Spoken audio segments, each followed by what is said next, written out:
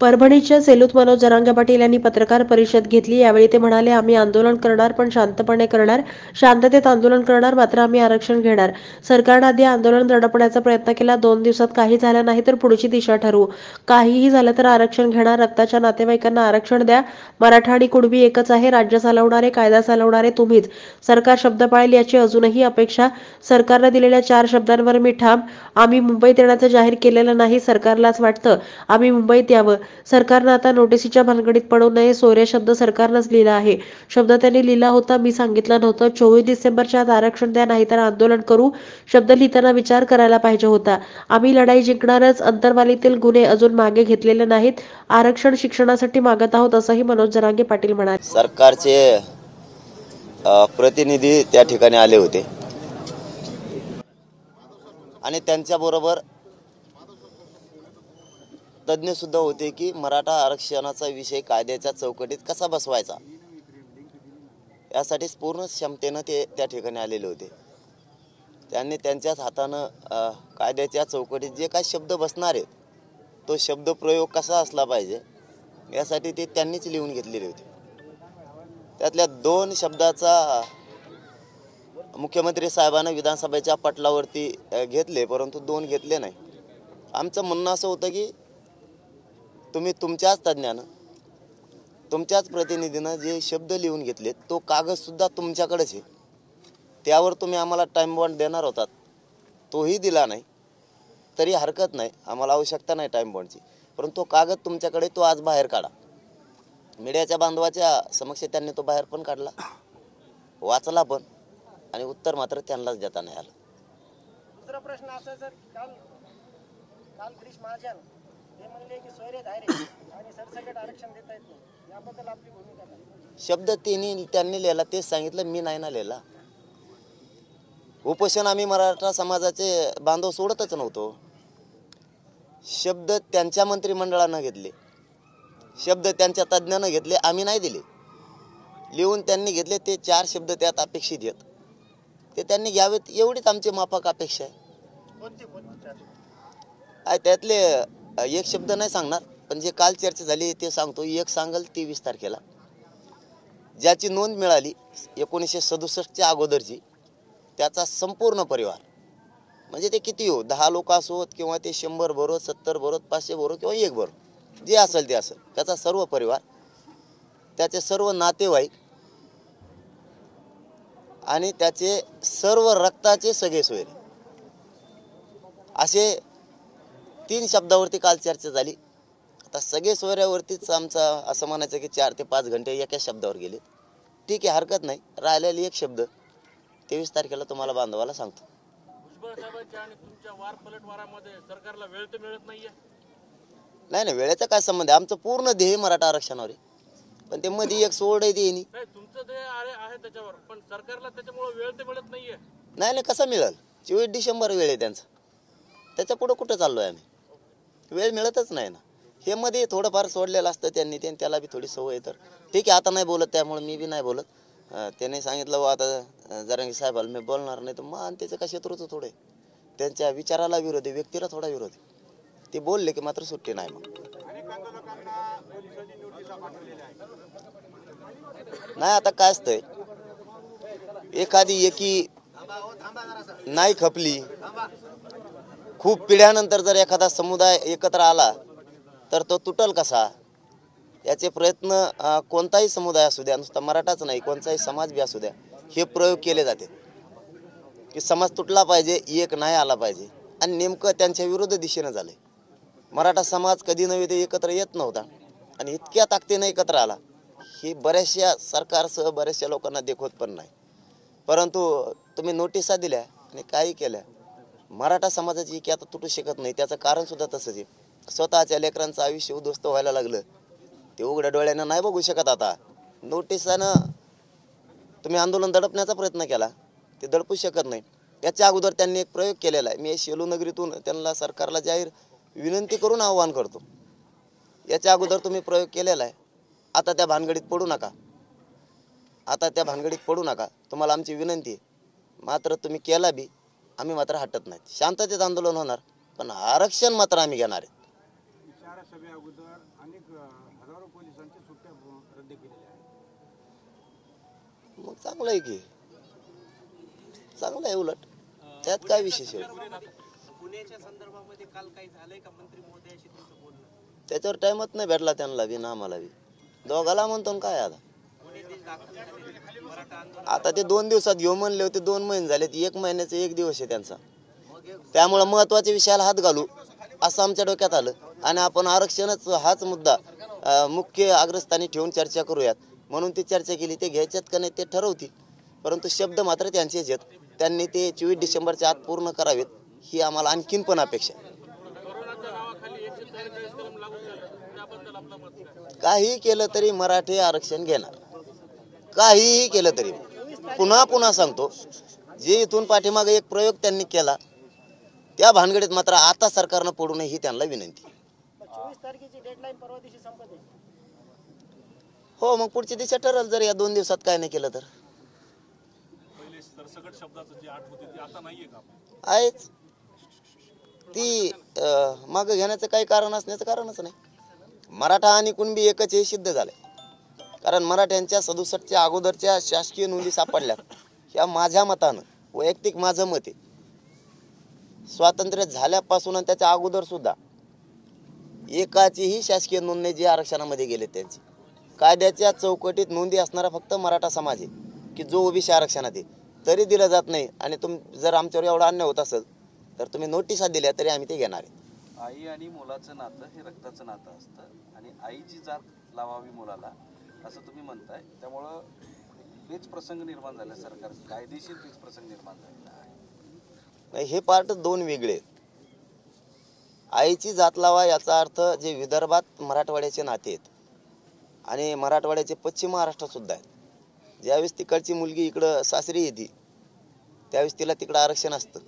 तिच्या पोराला आरक्षण मिळावं, कारण हा मुद्दाच वेगळा आहे. या मागणीशी आपली जी ओबीसीच्या आरक्षणातली मागणी त्याच्याशी हा एकदम वेगळा आहे की तिचा मुलगा तिच्या मुलाला तिचंच आरक्षणाचा लाभ घेता येत नाही, म्हणजे ही किती मोठी शोकांतिका. याच्यापेक्षा रक्ताचं नातं कोणचं असू शकतं. मग तुमचं रक्ताचं नातं म्हणजे काय? कालही विचारलं मी हा विषय. ते म्हणले रक्ताचं सोयरा म्हणजे त्याचा चुलता, त्याचा पुतण्या. म्हणलं सोयरा कवा झाला पुतण्या? नोंदीवाल्याचा अरे माझी जर नोंद मिळाली, माझा चुलता मग सोयरा कसं का होईल? भावकी रक्ताचा नातेवाईक. नाही म्हणले मग कसं काय करावं आणि त्याच्यातच वेळ गेला. सर्वोच्च न्यायालयाने मुंदळा प्रकरणामध्ये सर्वोच्च न्यायालयाने असाच प्रकार तुम्ही जो म्हणतायत तर त्याचा दाखला देखील दिलेला आहे. ते शक्य नाही स्पष्टपणे काल महाजन म्हणालेत. आणि हे जर या बाबतीत मराठा आरक्षणाच्या बाबतीत जर असं केलं तर मग त्या VNT असतील, VJNT असतील, बाकी इतर ओबीसी जाती यामध्ये देखील तोच मग पायंडा पडेल. त्यामुळे कुठेतरी हा विषय पेच निर्माण करणार आहे. मग याला पर्याय असं वाटत नाही का दुसरं तुम्हाला काही? नाही मग पायंडा पडून म्हणून मारता का मग आम्हाला? आम्ही का त्यांना देऊ नका म्हणलो का? आमच्या तोंडात असं काही शब्द आहे का?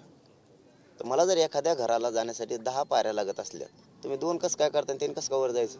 सोयीचं करा ना, जरा थोडं सोयीचं करा ना. शासकीय नोंदी आहेत ना, टप्प्यानं जा ना. असं काय करायला? शब्द मी नाही लिहिला, पेच प्रसंग व्हायला तुम्हीच लिहिला. बरं, त्याच्यात असे माणसं होते की तेच कायदा बनवणारे, जे सदस्य कायदा बनवण्यासाठी लागतात कायदे मंडळात. तर अधिवेशनात तर 3ही कायदे मंडळ ऍक्टिव्ह होते. ते सदस्यांनी लिहिलं, कायदे तज्ज्ञांनी लिहिलं, कायद्याच्या अभ्यासकांनी लिहिलं, मराठा आरक्षणाच्या अभ्यासकांनी लिहिलं, मराठा आयोग जो होता मराठा समाजाला आरक्षण देणारा त्यांनी लिहिलं. याच्यापेक्षा कोण हुशार असते? तुम्ही शब्द लिहायला, मी नाही. माझे काय चूक त्याच्यात? राज्य सरकारला अधिकार आहेत का अशा पद्धतीचं? हे आता ते मला काय माहित. मी जर ते असतो तर म्हणलो असतो आहेत का नाहीत, मला काय माहित. तुमचं काम आहे ते, काम तुमचं आहे, आमचं नाही. त्यावेळेस लिहितानाच मग तुम्ही विचार करायचा ना. त्यावेळेस तुम्ही लिहितानाच, कारण एका शब्दावर बांधवांनो 1 घंटा चर्चा झाली. एका शब्दावर असे 4 शब्द, 4 घंट्यापेक्षाही जास्त ती बैठक चालली. बरं, ते काय अज्ञानी नव्हतं कोणी त्याच्यात की काही कळतच नाही याला. मला जरी म्हणले असते हो कळत नाही तर ठीक आहे, कारण मी शेतातलाच आहे. पण तुम्ही असे होतात की तुम्ही ते कायदा चालवणारे आहेत, बनवणारे दोन्ही पण तुम्हीच आहेत. राज्य चालवणारे पण तुम्हीच आहेत आणि कायदा चालवणारे पण तुम्ही. असे 4 प्रकारचे लोक होते. शब्द तुम्ही घेतलाय, मी नाही. माझी काय चूक? पाटील सोयऱ्यांवर तुम्ही ठाम आहात. त्यांनी लिहिलेल्या 4 शब्दावर. सोयरे तुमची व्याख्या वेगळी त्यांची व्याख्या वेगळी. त्यांची व्याख्या काय काल विचारलं ना, मग सांगा ना म्हणून सांगा ना तुमची व्याख्या काय. ते म्हणते त्याचा पुतण्या स्वारा होत असतो का. पागल समजता का तुम्ही आम्हाला. प्रश्न असा आहे की काल सगळी झाली चर्चेमध्ये त्यांनी पुन्हा सगळे मुद्दे सांगत होते. त्या चर्चेनंतर तुम्ही सगळे सोयऱ्या या मुद्द्यावर ठाम आहात का आणि तेच पुढे गेलं पाहिजे का चर्चेला. अहो त्याचं नाही 4 शब्दावर ठाम आहे मी आलोच नसतो. आम्हाला माहिती आहे तुम्हाला नोटिसा देऊन काय काय करायचंय काय नाही करायचं. तुम्ही त्या भानगडीत पडू नका माझी विनंती. हो तुम्ही एकदा प्रयोग केला आता त्या भानगडीत पडू नका. 144 जे लागू केलं तुम्ही जाहीर केलं होतं की 24 नंतर मराठा समाज धडकणार आहे. आता त्यांनी आजपासून 1 महिना 144 लागू केलं. पण ह्याला आपण कुठे आता मुंबई धडकणार का. आधी 144 का आधी आंदोलन हे महत्वाचं आहे. आधी कोण त्यांनी काही करू द्या आम्हाला त्याच्याशी नाही देणं घेणं. आधी शेलूकर तुम्ही का मी आत्ता आलोय. आधी तुम्ही येत आधी आंदोलन का 144 ते मला माहित नाही बाकीचं. आणि मुंबई जायचं आम्ही कुठे डिक्लेअर केलं. ते मनानेच काही करतील. त्यांनाच वाटतं मुंबई देवा मराठी. आम्ही कुठे डिक्लेअर केलंय दाखवा की. त्यांनाच वाटतं यावं येतो काय अडचण नाही. तुम्ही येतो असं म्हणताय म्हणजे येतो असं म्हणताय झाले का रणनीती आखताय. बघा आम्ही डिक्लेअर केलंय का ते सांगतो. त्यांची इच्छा सांगितली तुम्हाला. त्यांची इच्छा आहे या बा. म्हणजे तुम्ही 144 का लागू केली नोटिसा का दिल्या याचा अर्थ या. कारण काय व्हायलंय बरं आमच्या आंदोलन आरक्षणात टायमालाच कोरम नाही त्यांचा दरबारीने हे मागं नव्हता येत. मी प्रामाणिकपणानं सांगतो त्यांनी त्या खरंच नोटिशीच्या भानगडीत पडू नये. मी प्रामाणिकपणाने एक नागरिक एक या महाराष्ट्राचा मुलगा म्हणून सांगतो असल्या भानगडीत पडू नये. त्यांनी काय व्हायला लागलं त्यांच्या लक्षात येणार. त्यांना कोण बोलणार आहे पाठीमाग काय व्हायला. नोटीस देणारा डायरेक्ट म्हणतो मग आता यो बिन ते हो बी समजलं का सरकारला काही. ते म्हणतो मग आता मी नसून बी म्हणतात म्हणल्यावर समजा आपण एखाद्यावर विनाकारण आरोप केला. अरे माणसाला काय वाटतं शेवटी की अरे मी कशात नसून काय मग तर त्या ज्याला नाही यायचं मग ते बी येईन नसल्याला. सरकारनं समजून घ्यावं हे.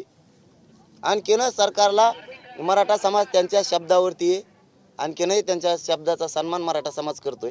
त्यामुळे विनाकारण त्यांनी असं खवळून नाही घ्यायला पाहिजे.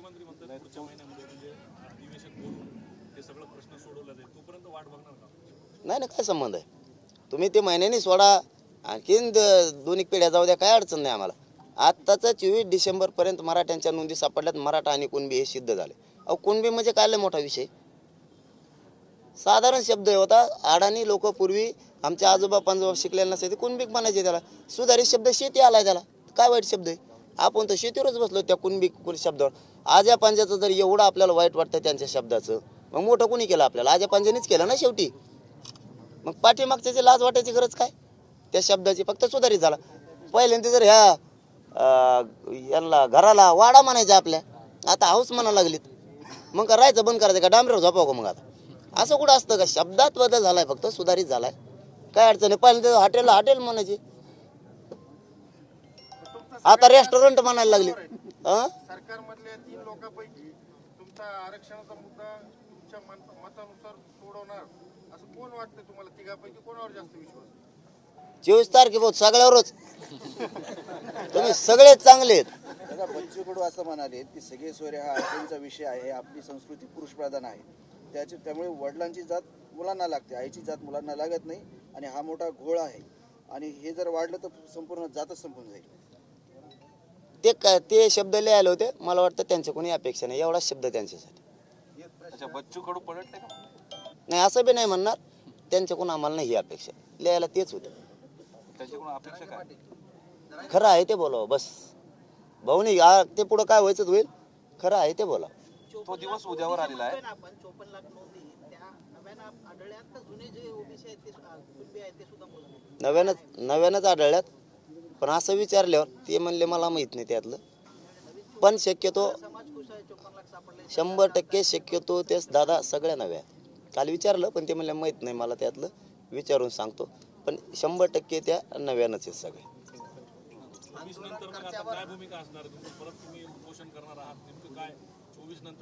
आजची उद्या दिवस बघतोच वाट. तोच प्रश्न आहे महाराष्ट्राला. कालचं जे शिष्टमंडळ आलं होतं त्याच्यानंतर काही परत काही बोलणं झालं का सरकारचं, तुम्ही येणार आहे का आज उद्या? नाही बोलणं नाही झालं, पण ते जाता जाता म्हणले चर्चा सुरू राहून द्या. म्हणलं राहून द्या. आता तो दिवस उद्या आलाय, अद्यापपर्यंत काही तोडगा निघाला नाही आणि तोडगा निघेल असं काही चित्र दिसत नाही. त्यांच्यावरती एवढा वेळ झाला, मग आता शेवटी आंदोलन हा एकमेव पर्याय तुमच्या समोर असणार. ते तर पहिल्यापासूनच आहे. उभं आयुष्य मराठ्यांचं आंदोलनातच गेलेलं आहे. ते तर पर्यायचं नाहीये, कारण ते लोकशाहीनं आम्हाला आंदोलन करणं, भूमिका मांडणं हे हत्यार दिलेलं आहे. ते आम्हाला करावं लागेल. कुठे भेटणार?